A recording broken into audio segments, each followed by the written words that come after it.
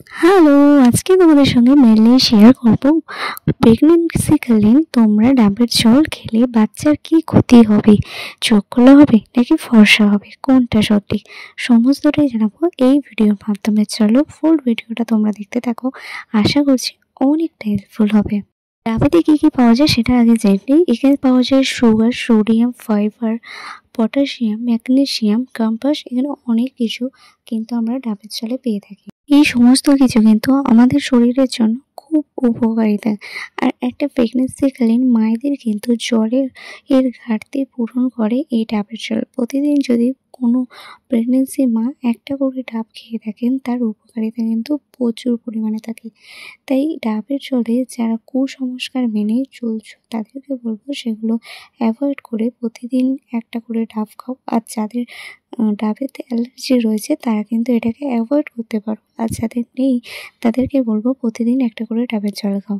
আর যদি এতে কোনো ঠান্ডা লাগার কারো ধাত থাকে তাহলে বলবো একদিন ছাড়া ছাড়া খাও, যেটা আমি করি। একদিন ছাড়া কিন্তু ডাবের জল খাই। আর ডাবের জল তোমরা কখন খাবে? ডাবের জল কিন্তু একদম সকালে ঘুম থেকে উঠে খাবে না। তোমরা কিন্তু হালকা টিফিন করার পরে কিন্তু একটা ডাবের জল তোমরা খাবে। অনেকে জিজ্ঞাসা করে ডাবের জল খেলে প্রেগনেন্সি মায়ের কি বাচ্চাদের চোখ খোলা হয়? এটা একদম ভুল ধারণা। প্রেগনেন্সিকালীন যদি ডাবের জল খাও তাতে তুমি উপকারিতা পাবে, কারণ তোমার প্রেগনেন্সিকালীন কিন্তু ডাবের জল অনেক কিন্তু শরীরের জন্য এনার্জি দেয়।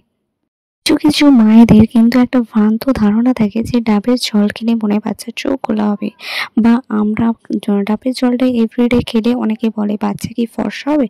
এটা কিন্তু একদম ভুল ধারণা। তোমরা ডাবের জল খেলে একটাই উপকার পাবে, সেটা হচ্ছে শরীরের ঘাটতি জল তোমার কিন্তু এতে পূর্ণ করে, শরীরকে ঠান্ডা রাখে, শরীরটাকে কিন্তু ডিহাইড্রেশন থেকে একদম মুক্ত করে।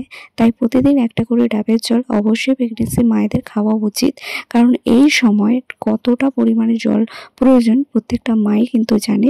তাই বলবো তোমাদের যদি কোনো প্রবলেম না থাকে, কোনো অ্যালার্জি যদি না থাকে, প্রতিদিন একটা করে ডাবের জল খাও। আর কারো যদি ঠান্ডার ধাত থাকে তাহলে কিন্তু একদিন বা দুদিন ছাড়া তোমরা ডাবের জল খেতে পারো।